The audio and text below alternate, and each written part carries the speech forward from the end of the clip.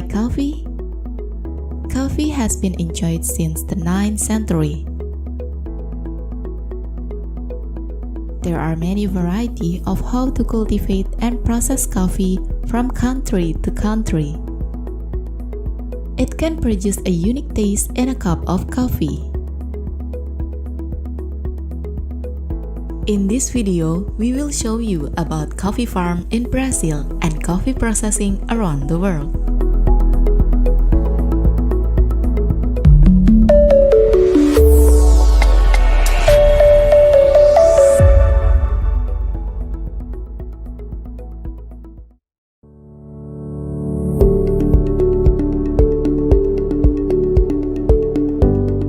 For decades, Brazil has been the world's largest coffee producer.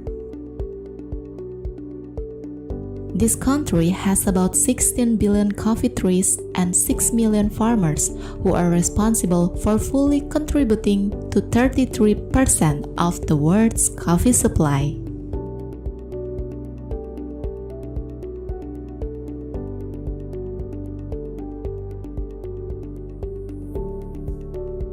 Brazil also produces more Arabica coffee than some other countries.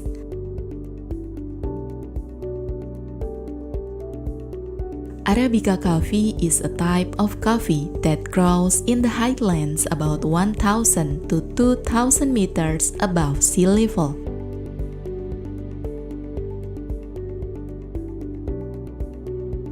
This coffee is known to have a more expensive price and has a sweeter and delicious taste. Brazil's achievement is becoming the largest coffee producing country because many Brazilians are coffee farmers.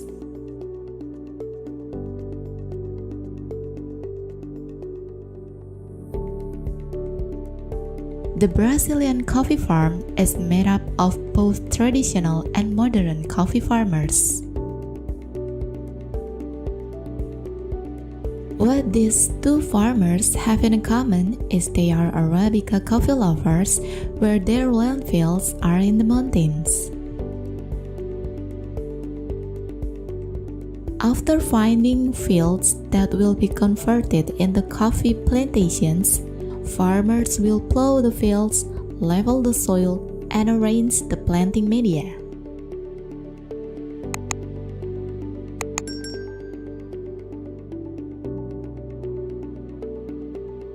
This activity aims to loosen the soil, measure the distance between planting media and planting distance. In addition, it can make it easier for the tractor to work through the coffee fields during the maintenance and harvesting process.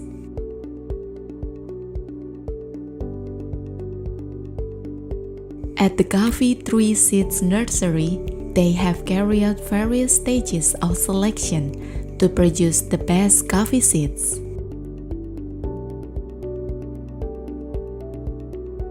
These coffee seeds have met the criteria taken from the healthy coffee brooders, free from pests and diseases, have short stems, have good crown shape, and bear fruit.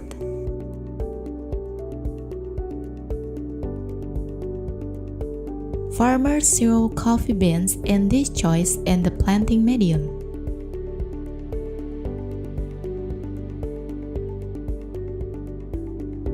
After the coffee seeds are 10 to 12 weeks old, the coffee seeds are ready to be transferred to polybags.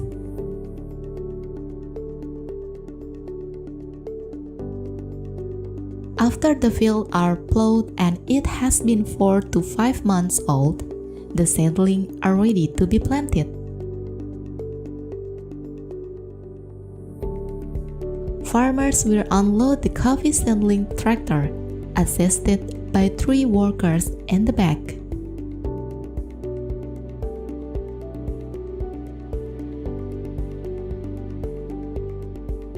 This tractor will make a hole with a depth of 15 centimeters. Then drop the coffee tree seeds into it.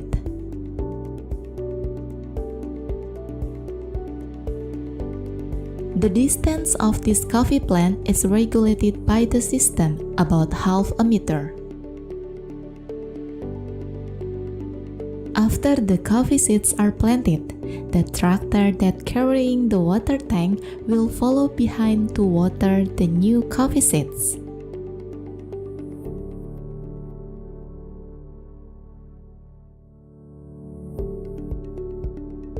During this coffee seedling growth period, farmers will clear weeds around the coffee plant with a moving tractor and also a rake tractor.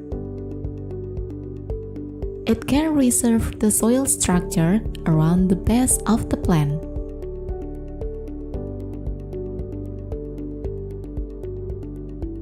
Fertilization of coffee plants is done regularly using compost or manure to maintain soil fertility.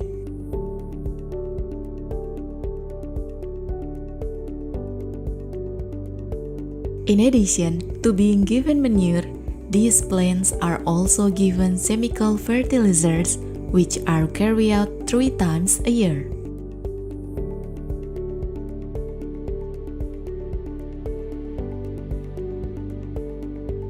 Farmers in Brazil also apply industrial limestone during the growing period of the coffee plant.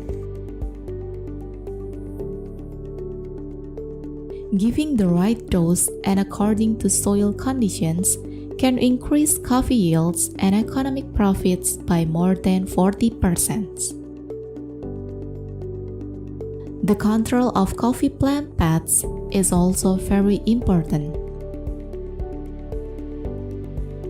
Farmers are lowering the spraying tractor to control pests with insecticides or fungicides according to the types of pests that attack.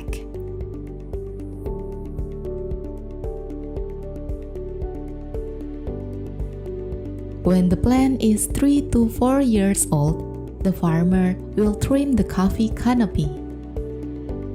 The purpose of this burning is to prevent the tree from growing too tall.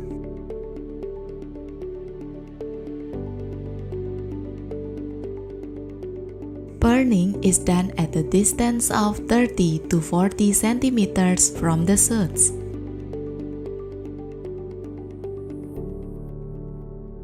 In addition, farmers will do burning on damaged, dry, and some branches that grow wild. Burning on this coffee can be done in every 3 months before the flowering seasons.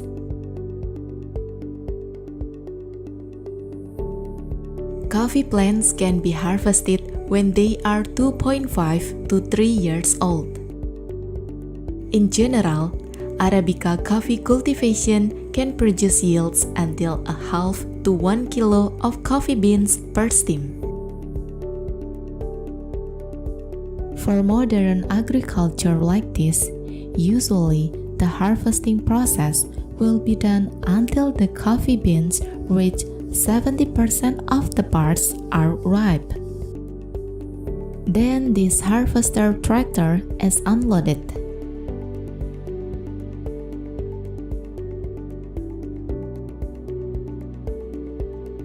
The working principle of this harvester tractor is almost like an olive harvesting tractor, where in the center of the tractor contains iron wires that will shake the coffee tree, so that it drops the old coffee.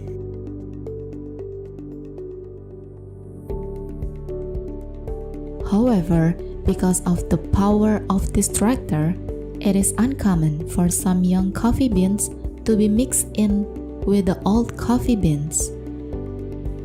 Harvesting with such a machine can save more time and labor costs. However, it cannot produce a truly major choice of coffee.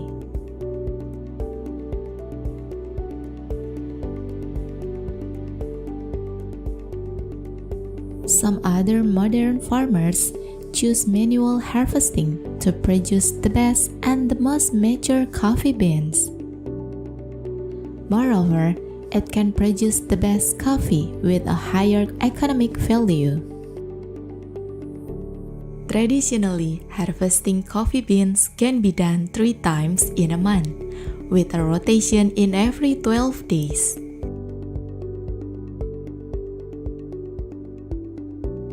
The characteristic of coffee cherries that can be harvested are the fruit is ripe and it turns dark red. Several processes that must be passed after the harvesting process are drying and roasting until you can finally brew them.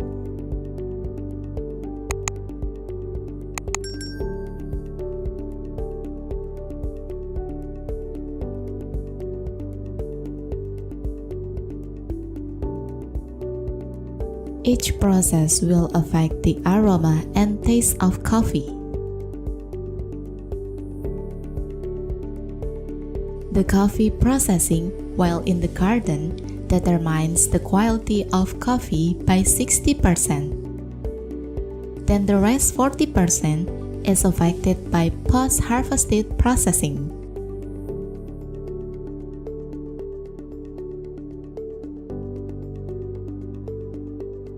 One of the important processing processes is separating the coffee beans from the meat.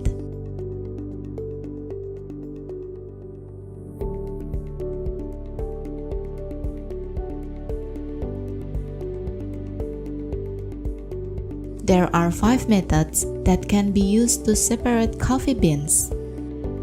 But this time, we will briefly discuss 2 methods. The first is the natural process, or the dry process, and the second is the honey process.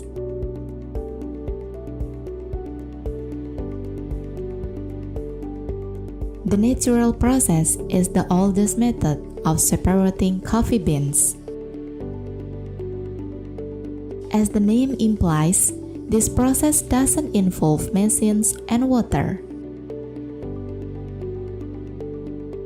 Coffee cherries that have gone through a sorting process according to their quality will go through a drying process or drying under direct sunlight. Usually, coffee farmers dry them on a porous surface such as woven bamboo, so that air flows underneath.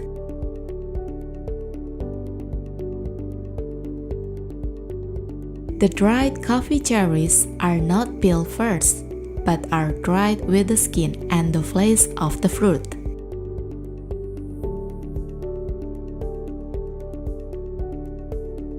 During this process, the coffee cherries must be turned over periodically to obtain even drying results and avoid spoilage.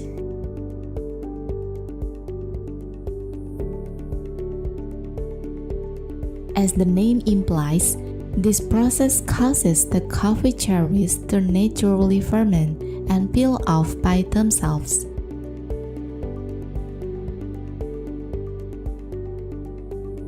The natural process method will produce a variety of fruit flavors, not just bitter or sour taste.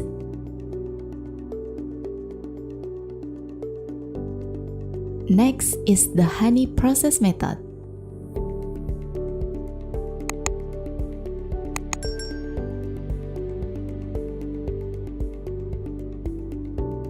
The processing begins with the coffee cherries being peeled using a devolver machines to determine how much pulp is left attached to the coffee beans.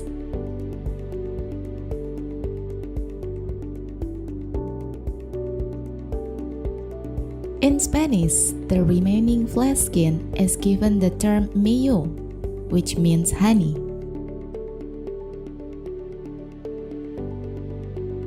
This uniqueness is known as the honey process because it produces mucilage attached on the coffee beans.